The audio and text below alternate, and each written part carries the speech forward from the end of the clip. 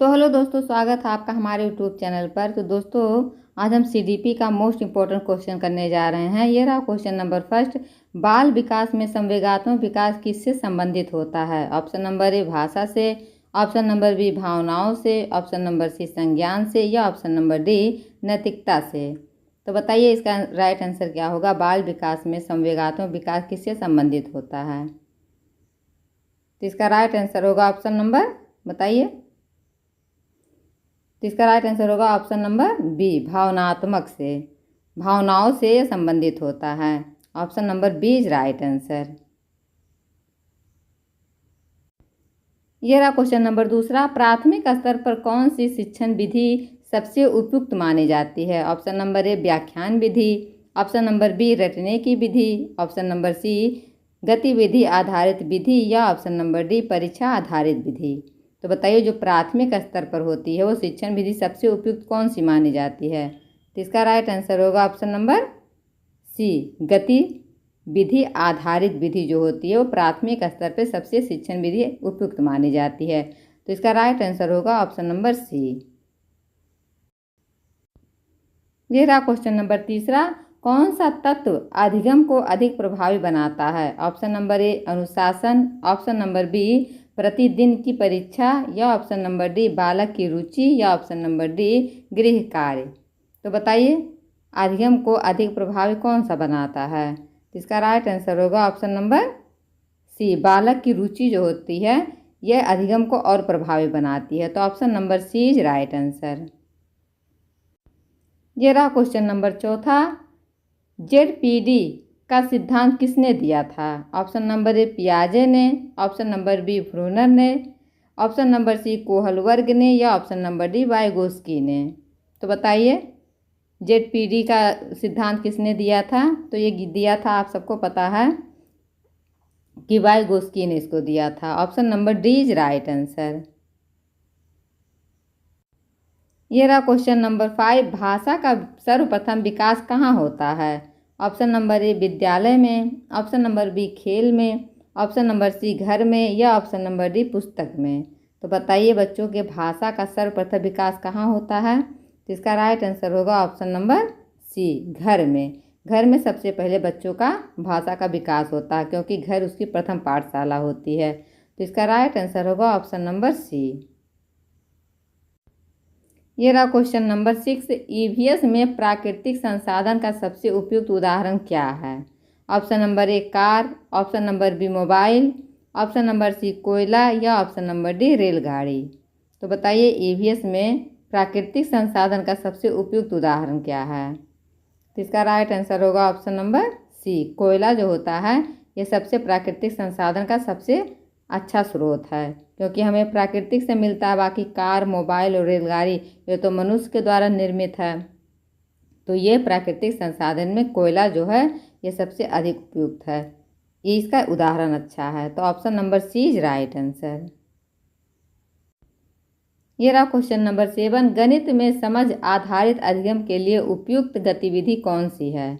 Option number ए रटना, option number B याद करना, ऑप्शन नंबर सी समस्याओं का हल, या ऑप्शन नंबर डी परिभाषा लिखवाना।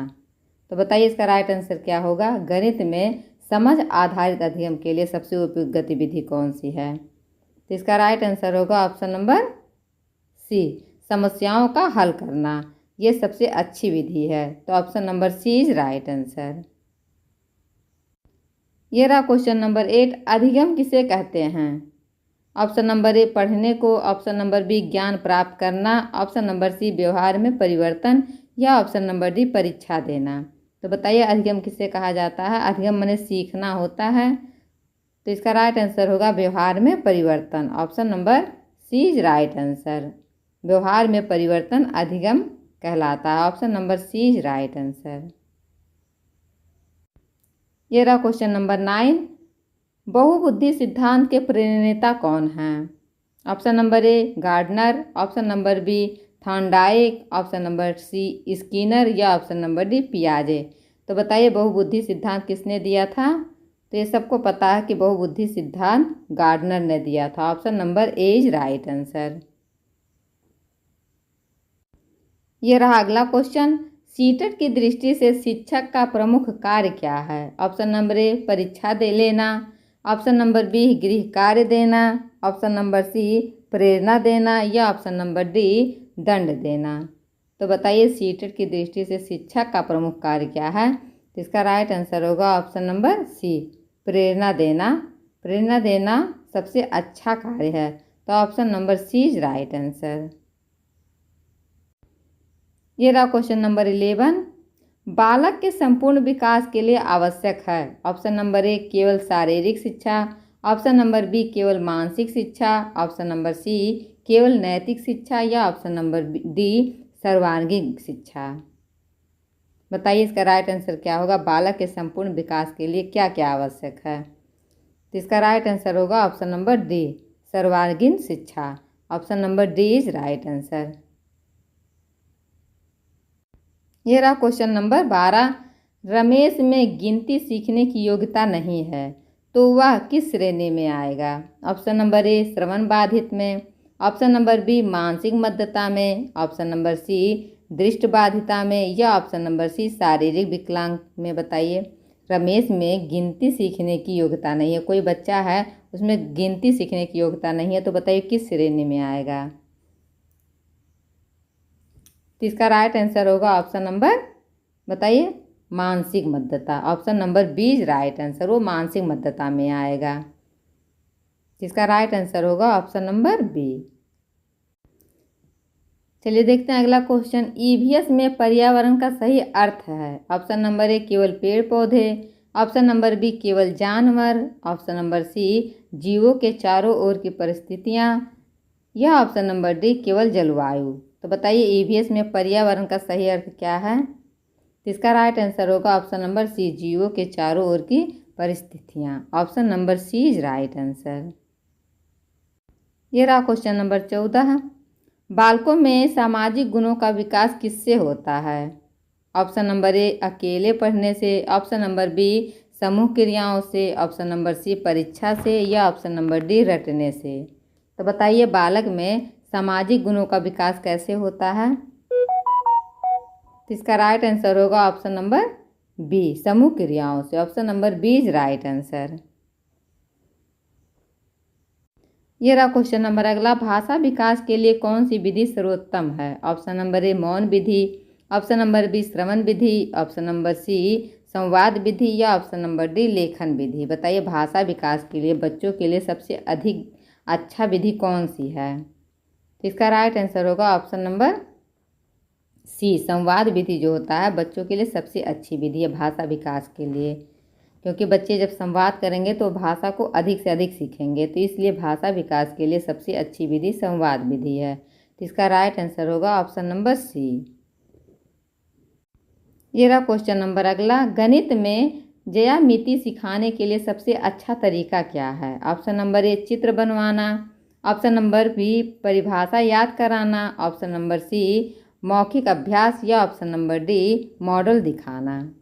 तो बताइए गणित में जो ज्यामिति बच्चों को सिखाया जाता है उसका सबसे अच्छा तरीका इसमें से कौन सा है? तो इसका राइट आंसर होगा ऑप्शन नंबर डी मॉडल दिखाना। बच्चों को जब कोई मॉडल दिखाएंगे तो बच्चे ज्यामिति अच्छा से सीख पाएंगे। तो इसका राइट आंसर होगा ऑप्शन नंबर डी। ये रहा क्वेश्चन नंबर 17। पियाजे के अनुसार बाल विकास की प्रारंभिक अवस्था क्या है? ऑप्शन नंबर ए संवेगात्मक अवस्था, ऑप्शन नंबर बी संवेदी गामक अवस्था या ऑप्शन नंबर सी पूर्व संक्रियात्मक अवस्था या ऑप्शन नंबर डी मूर्त संक्रियात्मक अवस्था। तो बताइए पियाजे के अनुसार बाल विकास की प्रारंभिक अवस्था क्या है? तो इसका राइट आंसर होगा ऑप्शन नंबर बी संवेदी गामक अवस्था। ये जो है ये बच्चे का प्रारंभिक अवस्था होता है। Option number B is right answer. ये रहा क्वेश्चन नंबर 18। पुनर्बलन किसके सिद्धांत से जुड़ा है? ऑप्शन नंबर ए पावलोव से, ऑप्शन नंबर बी स्किनर से, ऑप्शन नंबर सी थॉर्नडाइक से या ऑप्शन नंबर डी कोहल वर्ग से। तो बताइए जो पुनर्बलन का सिद्धांत है वो किसने दिया था? तो इसका राइट आंसर होगा ऑप्शन नंबर बी स्किनर के द्वारा दिया गया था पुनर्बलन सिद्धांत। तो option number B is right answer. ये रहा क्वेश्चन नंबर अगला। ईवीएस में छात्रों को जल चक्र सिखाने का सबसे अच्छा तरीका क्या है? ऑप्शन नंबर ए परिभाषा लिखवाना, ऑप्शन नंबर बी चित्र बनवाना, ऑप्शन नंबर सी वीडियो दिखाना या ऑप्शन नंबर डी प्रयोग द्वारा। तो बताइए जो ईवीएस सिखाया जाता है बच्चों को उसमें जल चक्र सिखाना, तो सबसे अच्छी विधि कौन सी है? तो इसका राइट आंसर होगा ऑप्शन नंबर बी डी प्रयोग द्वारा। अगर प्रयोग करके बच्चों को सिखाया जाएगा तो उससे बच्चों को अच्छे से सीखने में मदद मिलेगी। तो option number D is right answer. ये रहा क्वेश्चन नंबर 20। प्रोजेक्ट विधि किसने दी थी? Option number A John Dewey ने, ऑप्शन नंबर बी फ्राइड ने, ऑप्शन नंबर सी गार्डनर ने या ऑप्शन नंबर डी पियाजे ने। तो बताइए प्रोजेक्ट विधि किसने दी थी? तो इसका राइट आंसर होगा option number A John Dewey ने। Option number A is right answer. ये रहा क्वेश्चन नंबर 21। शिक्षा का उद्देश्य होना चाहिए। ऑप्शन नंबर ए नौकरी प्राप्त करना, ऑप्शन नंबर बी परीक्षा पास करना या ऑप्शन नंबर सी जीवन कौशल विकसित करना या ऑप्शन नंबर डी डिग्री प्राप्त करना। तो बताइए शिक्षा का उद्देश्य क्या होना चाहिए बच्चों के लिए? इसका राइट आंसर होगा ऑप्शन नंबर सी जीवन कौशल विकसित करना। शिक्षा का उद्देश्य जीवन कौशल विकसित करने के लिए होना चाहिए। तो option number C is right answer.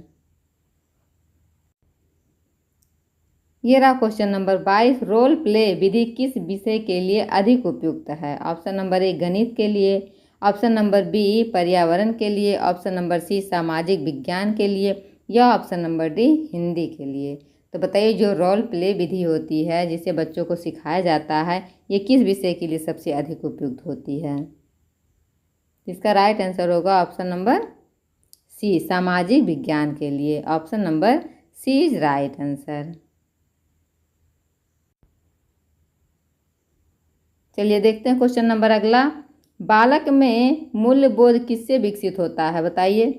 कठोर अनुशासन से, ऑप्शन नंबर बी नैतिक शिक्षा से, ऑप्शन नंबर सी होमवर्क से या ऑप्शन नंबर डी शारीरिक शिक्षा से। तो बताइए इसका राइट आंसर क्या होगा कि बालक में मूल्यबोध किससे विकसित होता है? तो इसका राइट आंसर क्या होगा?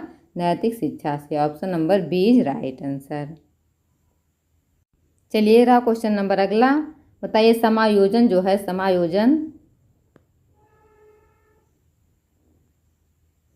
समायोजन किसका लक्षण है? ऑप्शन नंबर ए स्थिरता का, ऑप्शन नंबर बी विकास का, ऑप्शन नंबर सी विनम्रता का या ऑप्शन नंबर डी शिक्षा का। तो बताइए समायोजन किसका लक्षण है? इसका राइट आंसर होगा ऑप्शन नंबर बी विकास का। समायोजन जो होता है विकास का सबसे अच्छा लक्षण है। तो option number B is right answer. ये रहा क्वेश्चन नंबर 25। ईवीएस की पढ़ाई में स्थानीय संदर्भ क्यों जरूरी है? बताइए। ऑप्शन नंबर ए बच्चों को उलझाने के लिए या ऑप्शन नंबर बी रटने के लिए या ऑप्शन नंबर सी समझ बढ़ाने के लिए या ऑप्शन नंबर डी परीक्षा में अच्छे अंक लाने के लिए। तो बताइए इसका राइट आंसर क्या होगा? ईवीएस की पढ़ाई में जो स्थानीय संदर्भ होता है क्यों जरूरी होता है? तो इसका राइट आंसर होगा समझ को बढ़ाने के लिए। Option number C is right answer. ये रहा अगला क्वेश्चन। बाल मनोविज्ञान किससे संबंधित है?